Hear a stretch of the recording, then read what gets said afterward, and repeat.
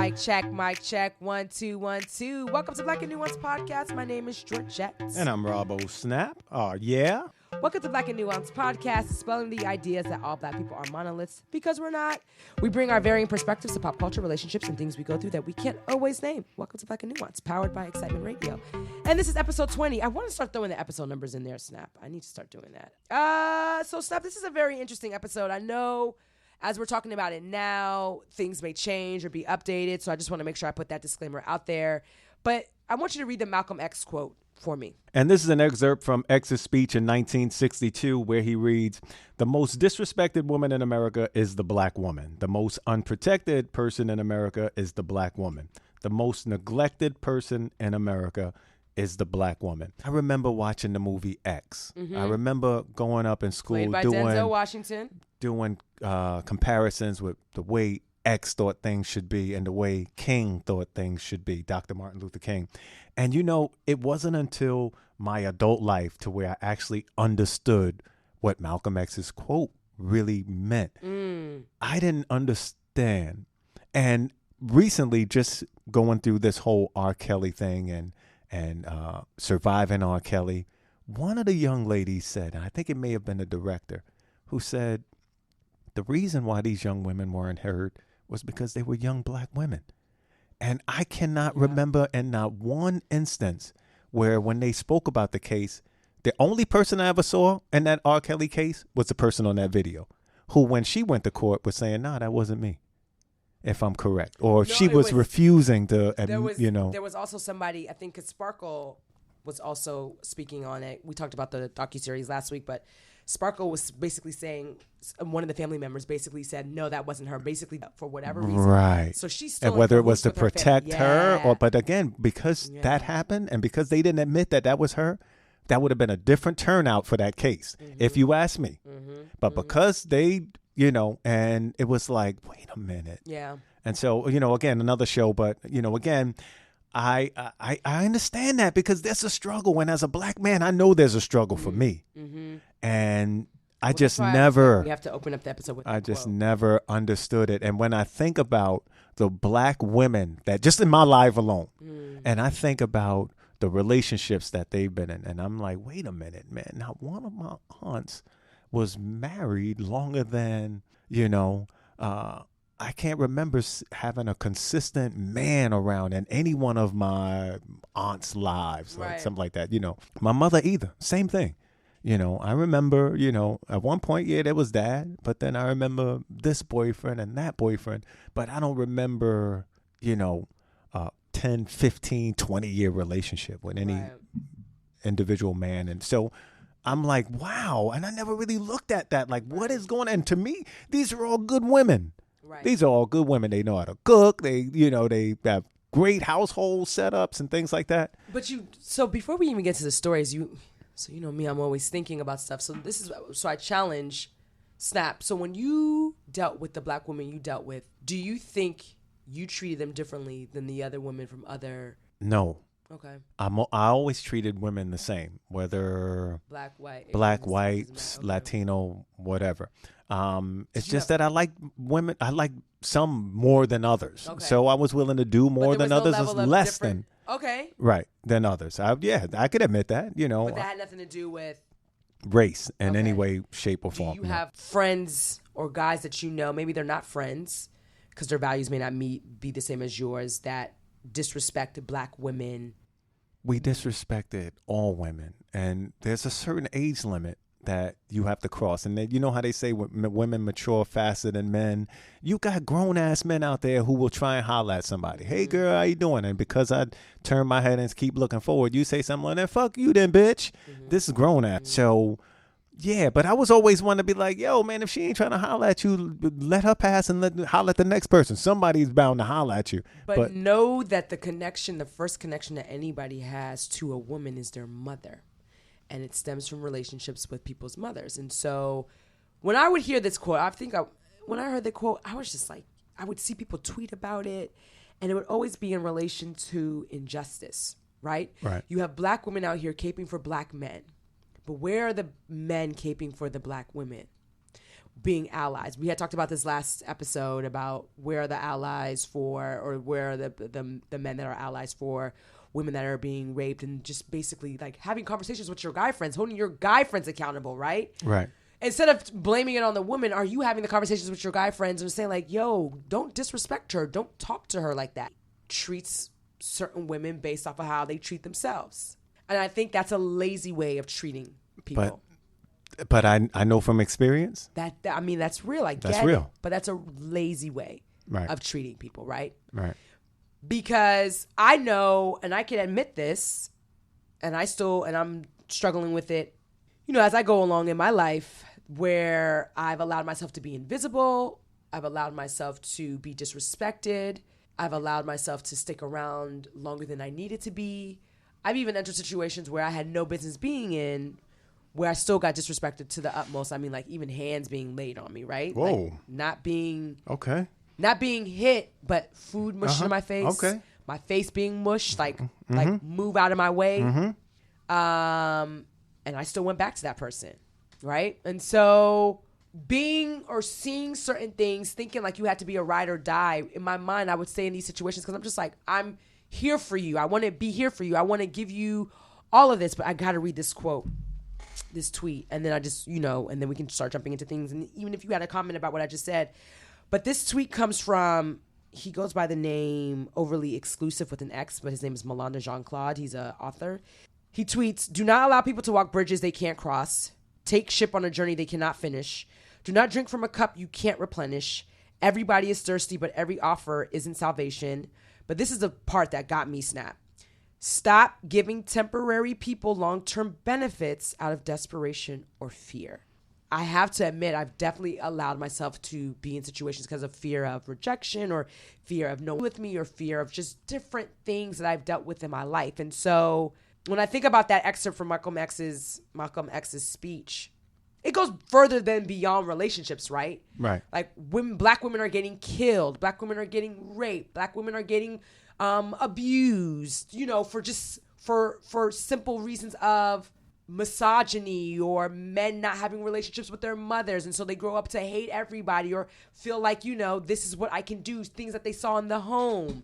I mean, it's just, you could just run the gamut of different things. But yeah, I just thought it was important to open up with that quote, because a lot of the stories that we'll talk about, the 3 stories that we'll talk about today, kind of talks about black women of color, from Cyntoia Brown to the Birmingham Civil Rights Institute canceling their honor for Angela Davis. And then Jazmine Barnes, 7-year-old that was shot and killed reportedly due to a mistaken identity. So Snap, real quick, what were your thoughts? Because you had made some comments about me saying hands being laid on me.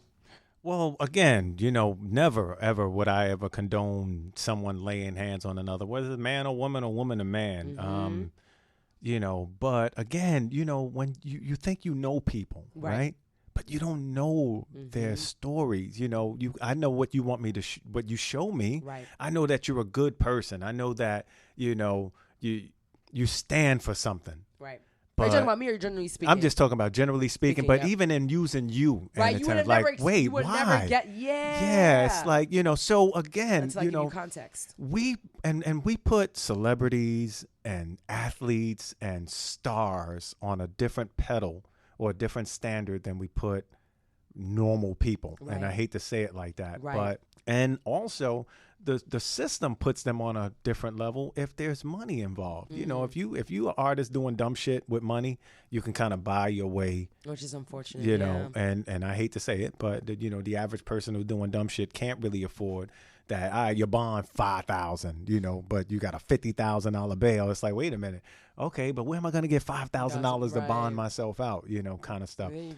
So. Yeah, I get it. But, you know, again, like I said, you know, we all have individual stories. We go through something. We knew that Angela Davis was a strong black woman, and all she wanted was equality. Oh, yeah, let's get into it. Okay. You know? Let's jump into it. Okay. So, bring up Angela Davis. So, Birmingham Civil Rights Institute cancels plan to honor Angela Davis. I don't know if there's going to be any updates by the time this episode comes out. But it says they rescinded their decision to honor activist Angela Davis with its highest award and canceled the annual gala at which she would have received it. Davis is an author, academic known for a life of activism that included memberships in the Black Panther Party and the Communist Party, USA, And she was born in Birmingham in 1944 and Right. experienced segregation as a child. So the decision came. This is what the website put on their, the Institute put on their website. After supporters and other concerned individuals and organizations, both inside and outside of our local community, began to make requests that we reconsider our decision. Upon a closer examination of Mrs. Davis's statements in public record, we concluded that she unfortunately does not meet all of the criteria on which the award is based, the statement said. I disagree. I think, to be honest, starting with her as the first story, I think her being as vocal as she was and her being attached to the Black Panther Party. Right. And we know that everything supposedly attached to the Black Panther Party was negative when you look at it from white America's standpoint. Yep. But from Black America's standpoint, this was a group of people who was going to say, we're going to hold on and we're going to protect our own. Yeah. And it was nothing different than what other communities. The Ku Klux Klan was doing, but they wasn't protecting their communities. They was going out just straight harassing, killing, and raping, and just mutilating people and type things. But again, media, and I say media because I don't want to point fingers at any individual person, but media has their way and has a great way of painting a picture.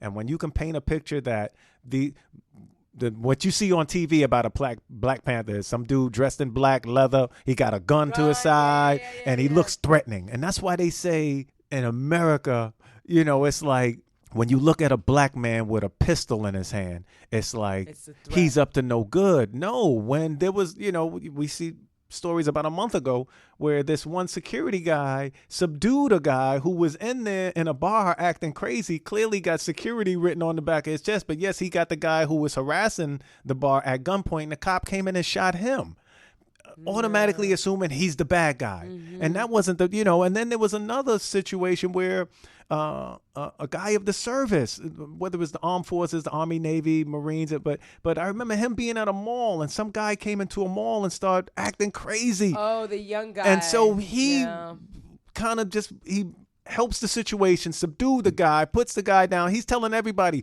clear out so that you're not hurt. And they came in and shot that man. You're talking about the young boy, young boy who was doing good, doing nothing but good. And that's why I say still today in America, when the thought of a black man with a gun sounds threatening to so many people. And so when you take that Black Panther Party,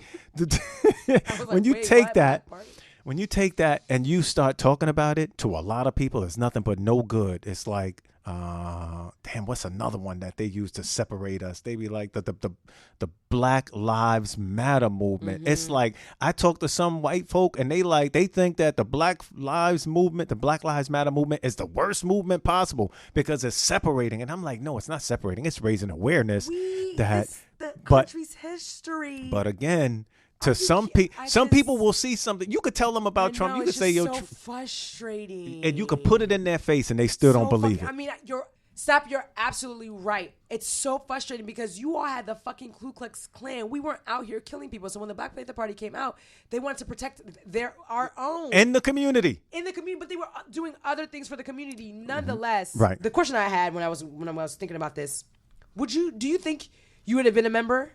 Do I think I would? Well, of the Black Panther Party if you were around that time? And I hate to say something like this, right? But you have to have a certain strength. Okay. All right. So you don't feel like you. I don't know if I could have and maybe this came down from my genes. And I'm only saying that because I don't think my father participated and I don't think my mother participated. But clearly they were around that time. Okay. So clearly, But you don't know, Snap. But I think, so Tupac would have been right around my age, right? Okay. And we know Athena was clearly a part of Athena Shakur. Is that her name, Athena Shakur? Oh my goodness, I'm messing up Tupac's mom's name. I do apologize. Fenny is his mom's his mom. Name. I said and Athena. And then Assata Shakur, I think, was his aunt. Okay, his mom was clearly, but again, even if he wasn't directly in the movement, the education that he received from her being in it. Right. And so, again, none of that, but none of that came my way. So I think right outside of the movie, fear too. There were a certain amount of black people who wanted to get down with the Black Panther movement, but knew they would have been persecuted. Knew that it was only a matter of time before they was going to get locked up.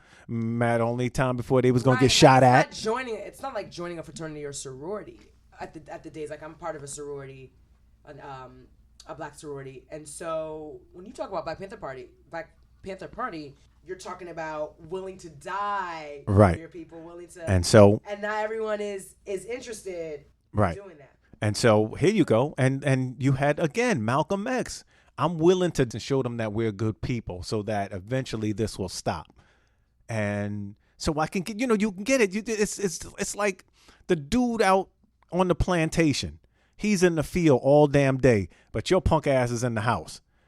You just as black as I am, but again, the separation. We're separate. It's like they constantly can get us to fight against each other. Right. And it works. Look at the urban communities. Look at these Chicago neighborhoods throwing guns out there in the street. I mean, I think there are instances where people will go in a neighborhood and leave guns purposely so somebody else could find it. Now all you got to do is use it. Right. And so, it hurts. But I so thank Angela Davis because, again, I think that, yes, everybody had some. Look at Winnie Mandela. We're not going to say she was the most saint person, but we knew there was a vision there. But again, we knew that she was the wife of Nelson and she wanted to do right, but they used to do her so wrong because, again, all she wanted was change for the better. She wanted to empower women. And I just want a quick correction. So she was considered a step aunt to Tupac. There we go. She was a friend of Tupac's mother. And, there we go. I think Afeni Shakur had changed her name. There we go. Okay. So I just remember, reading up a while ago back, I have the book. I got to read Asada. I still got to read that book. So that I thought was very interesting.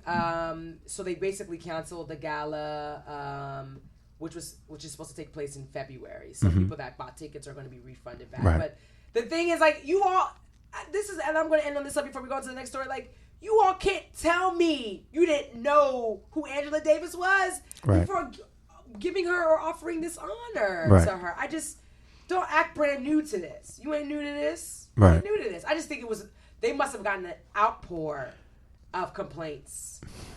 Right. So the gala is known as the annual Shuttlesworth Human Rights Award Gala. So. And they're saying based on his achievements and his vision of what, so it's subjective. It was named after Reverend Fred Shuttlesworth, who co-founded the Southern Christian Leadership Conference in 1963. Well, I don't know if he founded it in 1963, but it was around. It was the times. Of course, she was going to have to piss some people off, but she had to get her point across. She had to put her fist up in the air. But again, when you put your fist in the air and talk about black power, there's so many other people who think, and so. But people are still getting away with stuff now. What is that man, the military man? Remember, with a military guy that was escorting him somewhere, he had on some symbolism that people called out. See, so now I'm gonna have to follow up on that. But y'all are worried about the black fist, black power fist. But again, that symbol that he was calling out, it has ties to somebody else, So. Yeah. Moving on to the next, Jazmine Barnes, 7-year-old that was killed in Houston, Texas. It's now believed to be the death of a mistake. So a little bit about this case, because I know this case is probably going to be, there's going to be updates on it. So by the time this comes out again, we would have been recording this. Barnes, 7-year-old girl who was shot dead while riding in a car with her family. Initially, they thought it was a white man, right? Because there was a white man on the scene. This is the only reason why I want to talk about this story. Okay. Right. So Barnes was riding in a car with her mother, LaPortia Washington, and her 3 sisters near Houston when shots pierced through the vehicle. And when the mother turned around, she said she checked to see her children, and she saw Barnes was shot in the head. A sketch artist's rendering of the suspect depicted a thin white man in his 30s or 40s. Surveillance footage showed him fleeing the scene in a red pickup truck. But the man is no longer being considered a suspect. The man charged with the murder is Eric Black Jr., a 20-year-old black man. They now believe Barnes' death, was a case of mistaken identity. Black and other possible suspects might have believed that other individuals were in the car that they shot at. Right. Eric Black was driving the vehicle. He was driving. And so that's why, and okay, so now that we can talk about it, right? So Mr. Black driving the vehicle, participated because, again, they're making it a capital murder charge. And when you say capital, everybody involved with it get it. So, and they like to charge, I want to understand capital murder. Hold on. You know what a capital murder? Hold on. I can't tell you the difference between capital murder, murder 1, murder 2, manslaughter. But I know that capital murder, they literally throw the book at you. Like, there's almost no getting away from it. Okay. Like, so, okay. So then Mr. Black is just off on his regular day and gets pulled over. And you know what a lot of people like to do? Oh, wait, you got this on me? But hold up. I got more information for you. Just found out. Okay, so capital murder, sorry, I didn't mean to cut you off. Capital murder was a statutory offense of aggravated murder in Great Britain and Northern Ireland, and then later adopted as a legal provision to define certain forms of aggregated murder in the United States. So it's just aggregated. I just know in like watching shows like First 48, when they charge them young black men with capital murder, it usually means everybody goes. If you was even like, let's say I was in the car with 4 people, the driver shot at somebody, and that dude, because of that shot, crashed into somebody and killed somebody. We all responsible for that person's death in that car. Right, because one was a chain reaction of other people dying and other stuff, right? Right. Okay. So I know something like so again, when you're right here, again, this was him getting pulled over and saying, all right, well, listen, I got in the car, but I wasn't the one to doing the shooting. So now we have a name. Now everybody who was fighting for justice for this 7-year-old, I think a football player gave up one of his paychecks to help, find who was the guy out there. Damn, I'm sorry. Oh my God. Who was the criminal being searched for, I guess, or whatever it may be. The reason this story hit me was because it's into a circus. And the reason, because they said the mother thought it was a white male because they saw the red truck. But that was the whole story. That was why this story caught my attention. Okay. It was like, made it seem like this white man purposely targeted you and your children. And that was the sell of the story. And that's why it picked up so big. And I'm like, wait, what is this about? But we are quick to judge. We are quick to paint a picture. And when you think about the media, it is so easy for you to become the target, but it's so much harder for them to admit, no, you weren't the target. And so people got to have that painted picture of this white man running to that red truck for a long time. Right, but they think he was just a bystander. That's all he was doing. He heard pop, pop, pop and said, I'm out of this bitch. And then literally you became but that happens often. But that's the last thing she saw, right? Yeah, but and I get it, but so the other thing, because I'm just trying to figure out and get as much as possible, they said the source for the tip. They actually have another man in custody that has not been charged yet. But the source for the tip said, this is from CBSNews.com. The source for the tip said the suspects thought the vehicle carrying Jazmine was another vehicle they had seen earlier in the day and didn't realize they had hit the wrong vehicle until seeing the news. And see, that's even worse because now it's premeditated. So you've been waiting a whole damn day for somebody, and I just don't get it. I don't get it. Yeah. Now your life is ruined, family's life is ruined, and now your homeboy life is ruined. Who the hell? I told you, man, I can't do no jail. I can't. And so you should not be doing jail. But some people have the fear of God in them. Some people are like, nah, God gonna lead me in the right direction. That's why I don't commit crimes, blah blah blah. I might do little dumb shit, but it ain't crazy. Right. And I don't know why more people don't think like that. Even if it's not the fear of God, just the fear of going through the system. But then again, there's a whole bunch of people that's the way they live. I live for crime. I live for the drama. There are women who, and that's why I say, it was a I knew somebody who had a friend who was like, her man didn't care for her if he didn't beat on her. And so that kind of shit, it's like, it's like you don't want to, at what point in your life did you figure out that if he didn't hit you, he didn't care about you, kind of shit. And that's why it's so. He doesn't care about you, right? But you don't. That's not love, right? but you don't know until you get better. And I was kind of on that trajectory, and I can only relate it to my own experience. As I met different people in my life, different men in my life, I started knowing and seeing what I actually wanted. I was able to piece it together a little bit more. I was just like, nope, I definitely don't want that. Like, all I knew was I don't want a man that's going to disrespect me, or even getting more specific, a man that doesn't know and understand my worth. But I have to understand my worth as well. Absolutely. So as I went up the ranks of different people that I met and dated and kicked it with, I was just like, oh, okay. And each person treated me a little bit better, a little bit better, a little bit better, a little bit better. And then now I'm kind of at the point where like, oh, this is what this really is. Like, I see what it really feels like, right? And so, again, like, I have to deal with that and work through that. That's me, but I think they need to really reconsider, and I hope it's us that gets involved, and us that start, for everyone who wrote a letter saying that she shouldn't get the award, should be somebody, whether it's in our community or just outside of the community, that just understands what she stood for, which was empowerment for not just black folk, but for women in general. It was a movement. It was Angela Davis. Wait, you're connecting the dots? Well, I'm just going back to, that's why I think that they need to give her that award and stop BSing around, talk about she don't qualify. Yeah.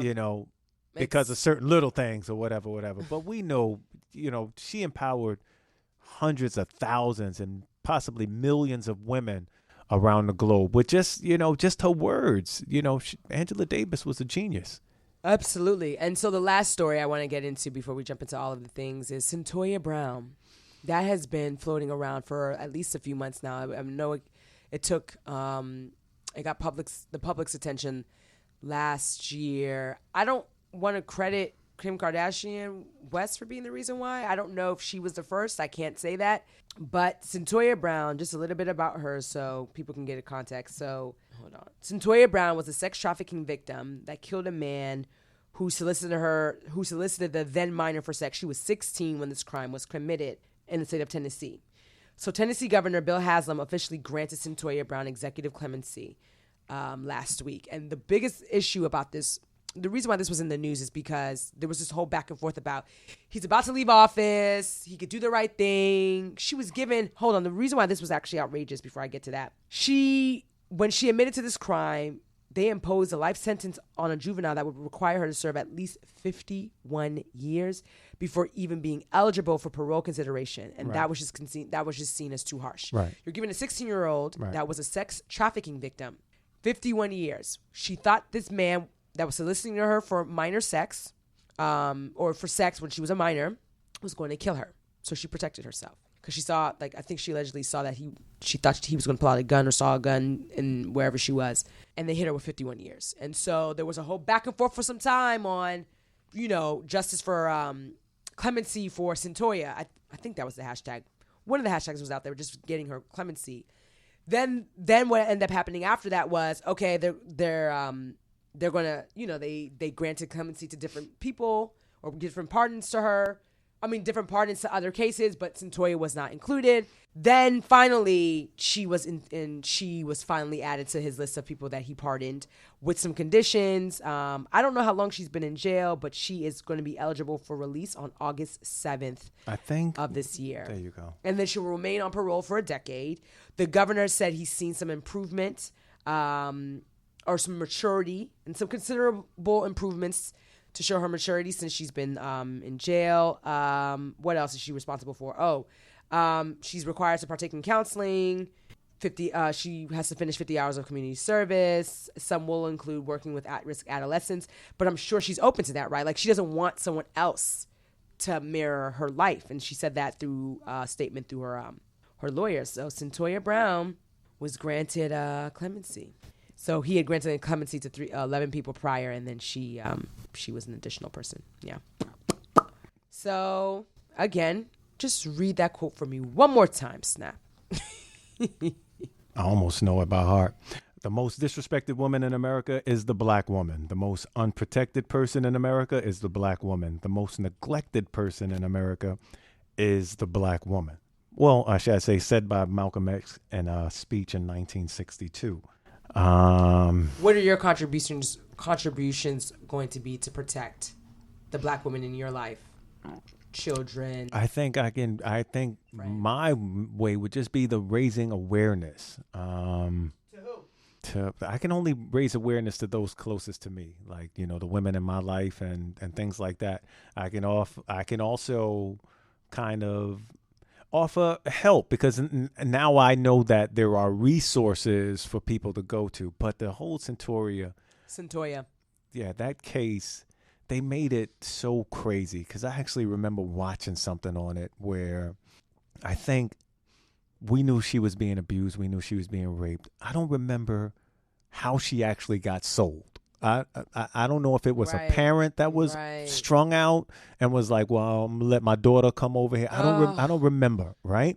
But I remember something crazy like that, right? But then I remember she was with this guy for a little bit. But then I think she started taking like synthetic marijuana or something like that. I think it was a case where she smoked something or something. And then did she stab this dude over like 30 times or something like that? No, I think you got her mixed up. Okay, there we go. But oh my goodness, I remember watching something where this same thing. She was being abused and raped by this guy, and one day she just stabbed this guy over umpteen times. But again, it was similar. It was like, should you feel sorry for this woman? And of course, she's been abused, and she just snapped. But I think she snapped after doing some kind of drugs. And I think that's why, you know, because even bringing her in, she was just yelling like, Jesus, take the wheel kind of shit. And they had her strung up in this like contraption. It was crazy. But anyway. Was she a woman of color? Yeah, she was a woman of color. And again, they were talking about this story, and she was saying how she didn't remember any of it. And so I'm going to find out who it was. I'll bring it up in a later episode. I'll kind of reference it. Okay. But again, I feel so bad for the victim, because it's just something about going through something that you have absolutely no control over. And as a kid, you're taught, little girls are taught, no, you got to cover the coochie when, you know, don't let nobody wash it. Or when and at a certain age, again, your daughter starts saying, okay, daddy, I'll wash it myself. Don't, you know, you can leave now. And so I remember going through all of that. So I know that even with a little girl, after around that 5, 6, 7-year-old, they start looking at themselves in a certain way, and they start expecting things. And for you to prey on somebody that young, and it's just disgusting. And so whether it's 6 or whether it's 16, you're forcing somebody to do something that's going to mentally, physically, and psychologically mess them up for the rest of their lives. So listen, she should have killed his ass sooner, if you ask me. But right. And so I can't fathom. Ugh. You know, I mean, what she has gone through, and then you know, look at that crazy story of I hate when I do this. I try and relive something, and I don't know the names, but the white girl who was kidnapped by the woman and the man, and the man is still serving his sentences, but the wife was just recently released, and she don't live too far from a school, and they was making a big deal about it. You know, she's an older woman now, but they kidnapped this girl. She was like 17 years, and he even had a baby with this little girl. I remember hearing, there's so many stories similar to that, but I do remember she aided the husband and basically and so, you know, they gave her less time on her sentence, but she's out now. And she's living in like a trailer community. But then there's people on the news saying, why don't y'all just leave her alone? She served her time, but she's living that close next to a school. Yeah. It's like, but the thing that came out on that story was there's sexual predators who has to report that they are sexual predators living even closer to the school than that lady was. Oh. So that's what I'm saying. It's like, it's just it's a cycle, a vicious cycle. Lastly, Drake had commented on her clemency. He posted on his Instagram story, according to Hot New Hip Hop, that he couldn't be any happier about the decision to grant her. So she's 30. So this happened in. So she did about 16, 17 years. This happened in 2006. 2006. Grant the 30-year-old clemency. He wrote, "This makes me so happy. I remember me and Future the Prince getting on the phones, calling everyone, trying to see if there was anything we could do about the situation. And now Cyntoia was finally granted clemency." So didn't realize that she was involved in that. The rap community has been ecstatic about it. Like, people have spoken out about it. Says T.I. has, Meek Mill, others also speaking out. But I remember people being very active even around the time when they were trying to get her clemency. Right. And so we in the community see it as a victory. But she doesn't see it as a victory. She served her time. Oh, I think personally, Okay. you do 16 years, you served your time. That's a lot of time. And because, when you think about, a life sentence is what, 25 years. So if you take away good behavior and all that good stuff, you might end up doing 20.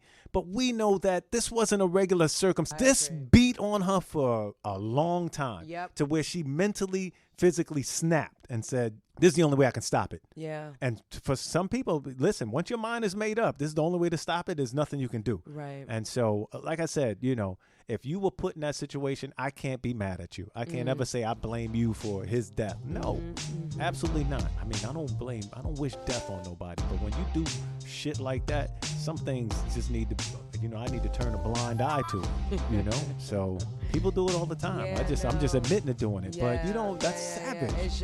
It is savage. It is. I know our last 2 episodes have been heavy. So on a lighter note, for all of the things, talking about things personal in our lives or things that we're going through that we can't always name, I wanted to bring and ask this question. And, I want the listeners to also think about this question as well, because my line sister she brought this up and it made me think about it. When's the last time you've done something for the first time? And by the time you all hear this episode, I would be 2 weeks in. But as a grown woman, as an adult, I did not learn how to swim when I was younger. I was scared when I was at YMCA camp, and I made up all the excuses in the world. And I wish I had someone saying like, no, Georgette, you got this, right? Because those are the years. That is actually the time where it's best to learn how to learn new skill sets, right? Because I've been reading this book called The Brain That Changes Itself and your brain maps, and you learn things quicker when you are younger. Not to say that you can't learn them when you're older, but there's a lot more things that are in place. Like that brain map that would have been used for me to learn how to swim now has been taken over by another skill set that I have, right? So it's basically saying in this book that when you learn new skill sets, it's going to, use other brain maps that contribute to the other skill sets that you have. Anywho, not to get all cerebral and shit. But I am taking swimming lessons, and I was so scared because first I was like so snappy. We're getting this whole thing. I was like, let me find a decent bathing suit so my titties aren't out with these kids and all this other stuff. But when I got there, my first class was last week because it's 2 classes a night. 2 classes a week for 4 weeks. So it's 8 classes. It was nothing but adults.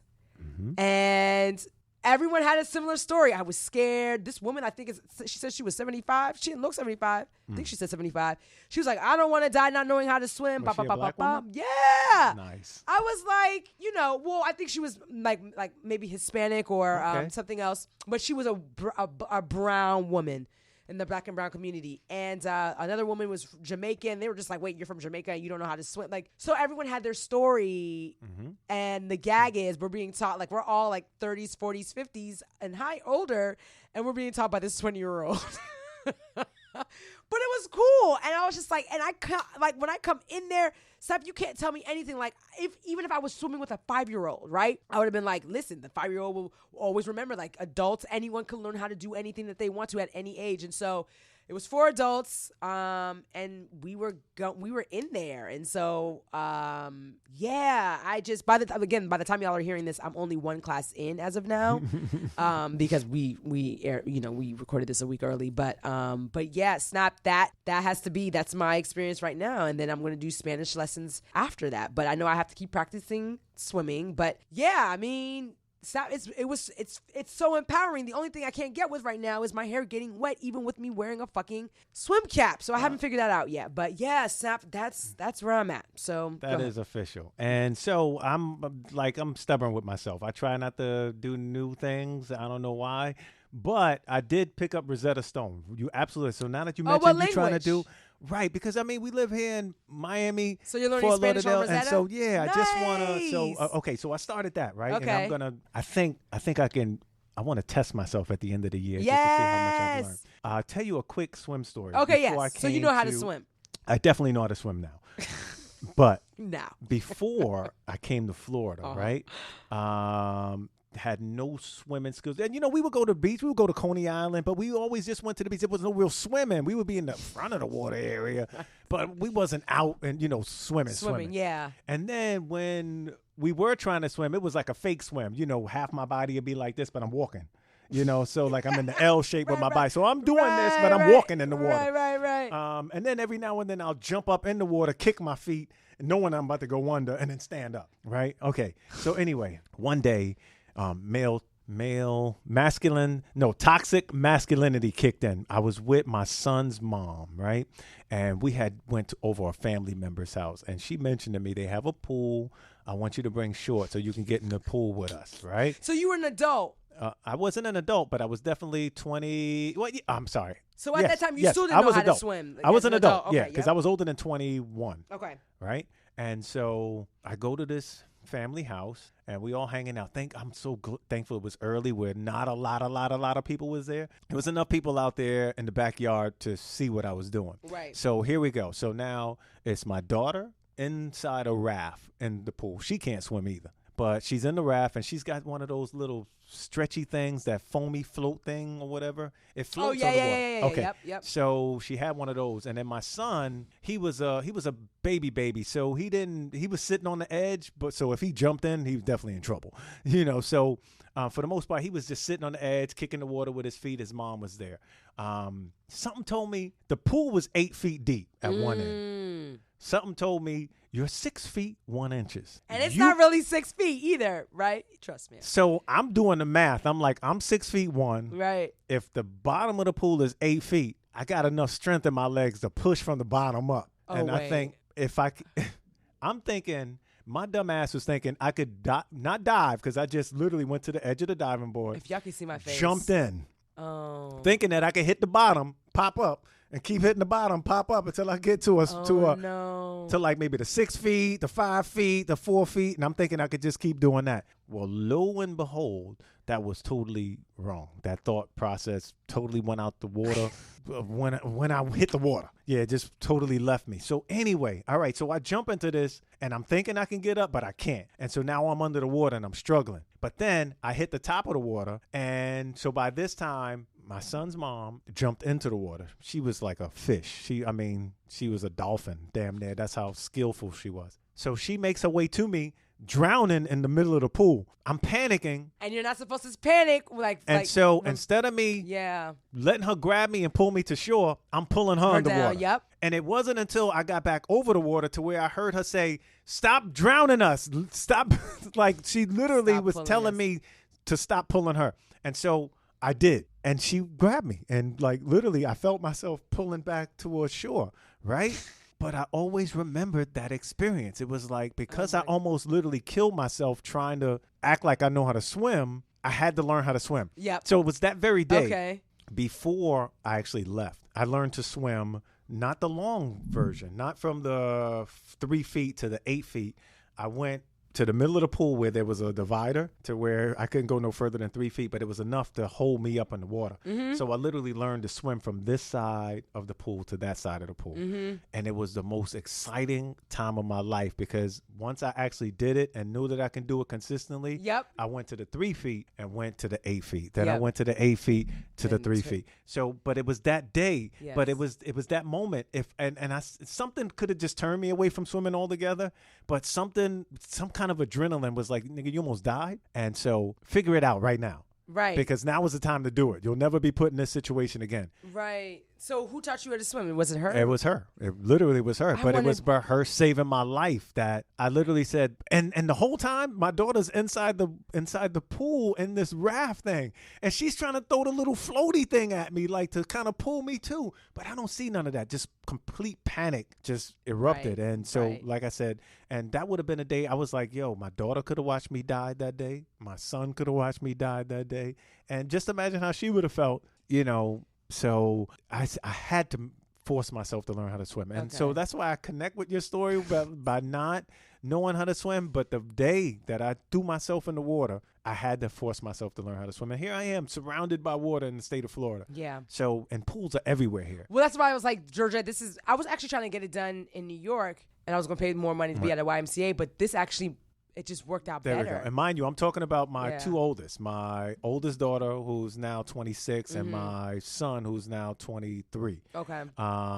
The two little ones, I had to be there for them to learn how to swim. Right. And so even in teaching my daughter how to swim, my son, he think he a fish too. But, again, when I tell my daughter's still scared, but my son, really good. After hearing you say, like, she swims like a fish and a dolphin, like, in my mind, like, I want to get to that place now. Like, I was so scared of learning how to swim that I want to be one of the best swimmers. Right. that out of my people. Like I don't need to be Olympic. Right. Oh, but, no. But I need to be that comfy. I was on some doggy paddle shit because you can get away with a doggy paddle if you just kick your arms and your feet like a little poodle, what little puppy. I need to feel comfy with is learning how to breathe underwater. The one thing he told me, he was just like, you should never hold your breath underwater. He said, you're supposed to be breathing underwater. And when he said that, I was like, I never connected that. Like, he was like, no, you need to be blowing bubbles. And so that was our first lesson, blowing bubbles. Okay. Like you inhale above water, you exhale. As you're moving. I did not. He was like, yeah. And so it's a little right. Blue, blue, yeah, but that's how I learned too. That's how I was able to get from one end of the pool to the other. Right, that's what he was saying. Right. But you can't hold that in. You gotta exhale that out. Right, but you don't want to let it out too soon. So again, another learning technique. Yeah, that's going to be one of our classes, like learning how to breathe, using our arms. So that's the part I'm looking for, because I was like, we were doing like this. They can't see us, but I forgot what he called it, extreming, and so. I felt it, like I was like, and I had my goggles, like, so being able to see underneath the water, to be honest, that's another helpful was thing more helpful, because I felt like I was like, yes, I'm almost there, Georgette. Keep going. But that's a natural fear we have too in panic mode when you can't see what's going on. You lose it. Yeah. You know, so. Yeah. I mean, you can open your eyes underwater, but it burns. Yeah. I've done it before. I don't like it. I'd be scared to open my eyes because I hear the pee stories. I'm like, I don't want to breathe this water. I don't want to. But, you know, again, it's a pool. It's life. We've all peed in the fucking pool before when we were younger. I'm not going to front like I did when I was younger. And I had no shame because everybody else was doing. Right. Absolutely. Outside, I'd be like, I can't open my eyes. But then that was like, I don't want to go in no pool. Yeah, but most of the time, the people are peeing like in 3 feet of water, right? But the 8 feet, 10 feet, 12 feet, who's over there? Barely anybody. That water circulation still got to come through. It does. It's true. Because you know what? I'm going to tell you right now. I swear to God, I had my goggles on one time, and I thought I saw snot in the water. Like, that's how clear you can see stuff in the water. Oh, I know. Hair. You can see. Oh, I was seeing something floating around the pool.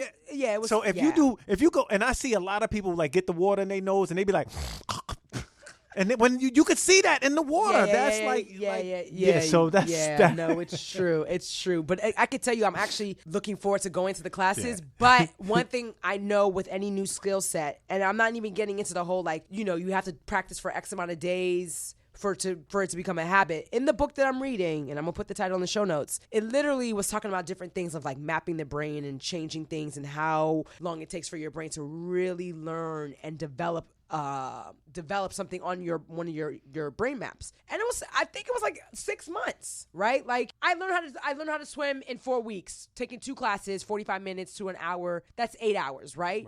But if I don't continue swimming after this snap, you'll lose it. The skill set's not going to be as fresh as it would be if I was doing it consistently for at least 6 months. And even my friend was like, Georgette, you need to, just because you're doing 4 weeks, you need to continue practicing. And I agree. I want to actually really want to take more classes. And I would say that, but again, or practice. And so I wouldn't recommend taking another set of classes because I don't like to just throw money away. And I hate to say it like that. No, but, it's true.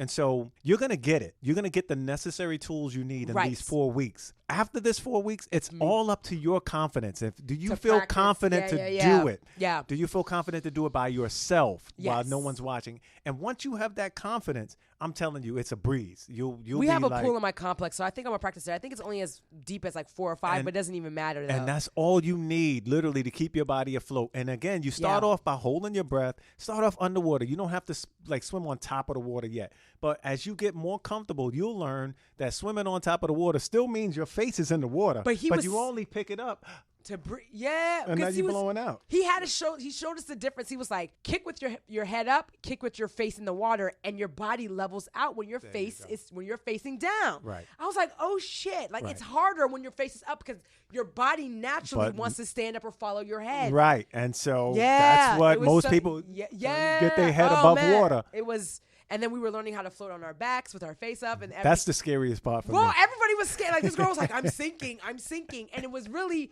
you really have to arch your stomach up. Like your back has to be really arched. But you have to be relaxed.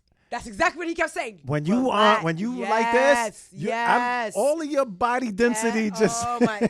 So you go. But I kept keeping my legs together like I was in gymnastics. He was like, no, spread your legs. Literally your legs have to be wide open. Like you have to look like a starfish, essentially. Just Right. in the water and on your just back. feel comfortable. And once you feel comfortable. But my whole thing was, again, just like comedians would always say, what was the biggest thing about why black women didn't want to swim? Because of their hair.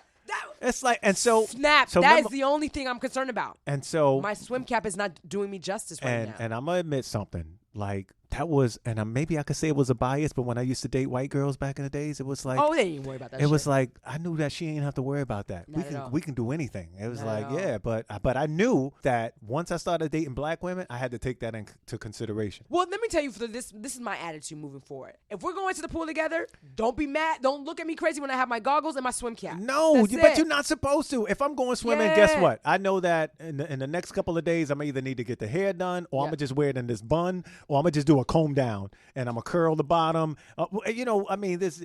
But again, Georgette, the stereotype of black people can't swim that has followed us for years, and I don't even know where it came from, and we do reinforce it. Well, you know where it came from. No, where? When we originally became slaves on ships, some of us was like, "Fuck that, I'm jumping."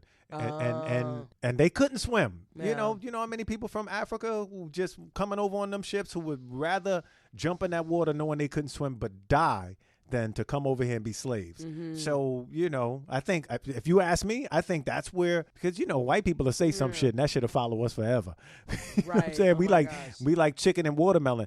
Black people, the only people who like chicken and watermelon. I think every race like chicken and watermelon, but why does it follow us?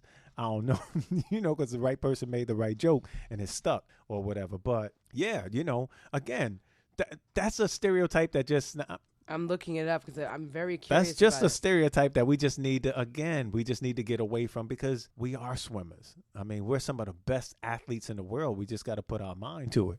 I'm seeing hockey players that are black now in the urban community. Here it was. I feel like you said this to me or somebody said this to me. The fact that black people weren't allowed public pools and beaches. And that's another thing. Like, what if it was a long history of black people not being allowed to even be at these spaces to be, because it's unfamiliarity with water. Right. This is from, I'm going to put this in the history. There you go. But yeah, I remember that there was so many restrictions, but yeah, it was like, there you go. We weren't allowed. Right. And then look at nowadays. I heard a couple stories as of recently where a woman was staying at a hotel and she had a couple of her nieces with her, whatever. They went to the pool and some dude was harassing them at the pool. Talk about, did y'all shower before y'all? Like, what kind of shit is that? Like, that kind of shit. Yeah. But like black people dirty. And it's like, they're dirty white folk too. They're homeless black folk. They're homeless white folk. There are successful white folk. There are successful black folk. There are black folk that live in the hood. There are white folk that live in the hood. We're all the same. That all races are the same. But again, our downfalls stick out for some reason or another, and I don't know why. Well, there's more. It's just saying that, if this is specifically to New Orleans, it's NOLA.com, but it was saying that, so hypothetically speaking, if we were kept out of those beaches and public pools, we were going to more deadlier bodies of water to try, right? Like canals and the Mississippi River. They were referencing. There you go. But then you're literally drowning, right? Like you die, and so from the undercurrent and things like that, or whatever's so in that water. You're going water. to more dangerous waters to learn how to swim, and then when you drown, you hear about all these drownings. It's just like, no, I don't want my kids to learn how to swim or go near the water. Yeah, when you hear things about Mississippi and Mississippi rivers, I think about all the bad stuff that happened. Not black people trying to swim and stuff like that. I think about all the other stuff that would happen, and to a fair where I remember growing up saying, "Yo, Mississippi." I remember the song MISSISSIPPI. Like, I would never want to go there because they don't do black people right there. And it's like, wait a minute, like, how do you grow up thinking something like that? But that's what it was. It was, so there are a few states that we think, and I don't know if it's something that's taught to us mentally or just things we see in the news or just, I don't know, just certain towns in Mississippi or certain towns in Alabama or things like that. We're not welcome. And that's a shame in this day and age, but I think it still happens. It's, here's another article on BBC from 2010 saying, back in 2010, some 6 African-American teenagers drowned in a single incident in Louisiana because they didn't know how to swim.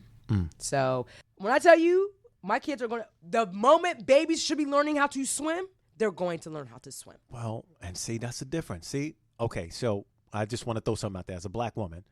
What age do you think that your baby should learn how to swim? I'm trying to think. I've been seeing these little kids. I mean, like is it 2, 3? That's what I'm saying. White folk throw their babies in the water as early as less than a what year I'm- old. They're in these yes, pools. That's what I'm saying. And so this is something that is almost natural. Once you learn to talk, you know that you got your arm things on. You know how to They're kick. ready to go. You know, right. Yes. And we wait to damn near, all right, you 7 years old, 8 years old, we'll try. And then telling you. if you like it, you continue. But if you don't like it, fuck it. You do something else. Go play basketball or run But track. that's the thing. And I'm like, no. Okay, this is how I'm going to say it. This is how I'm going to compare it. Just as important it is for my child to learn how to read and write, swimming is going to be another skill set just like that. I also want them to learn languages when they're younger as well. Right. Listen, there's no reason why. I learned how to drive. I want you to learn how to swim. Right. There's people that don't care about swimming. That don't care about knowing how to drive. I was not one of them. I couldn't wait. 15 and a half years old. I got my damn permit, man. My learner's permit. So, anywho, yes. Snap, throwing it to you. How can they find us? ROB_us. Damn. Why you did that to me today? You know how to find us on Twitter and IG at Black Nuance Pod. They can find us on Apple Podcasts, Stitcher, and Spotify at Black and Nuance Podcast. And of course, you can email us at blacknuancepod@gmail.com. What else you need? Come on. See, what else Snap. you need? Episode 20, y'all. Episode 20, y'all. Episode 20, okay? I just want y'all to hear that. Diana, everyone that has made comments, episode 20. He said that shit in less than 20 seconds. Seamless. That shit was fire, too. Oh, man. How can they find you, Snap? Now I'm confused about how they can find me. Rob, ROB_OSNAP on Instagram and Twitter, ROBOSNAP. You can find me on Instagram, Georgette Star with 2 R's. I have taken a break. I'm intermittently on and off. I downloaded it again on my phone, so you can still find me there. Twitter, Georgette, just my first name, or my website, georgettepierre.com. Man, I don't even have anything else to say because Snap said it all, okay? You the bomb. Come on, man. Okay, so we are out of here. Peace.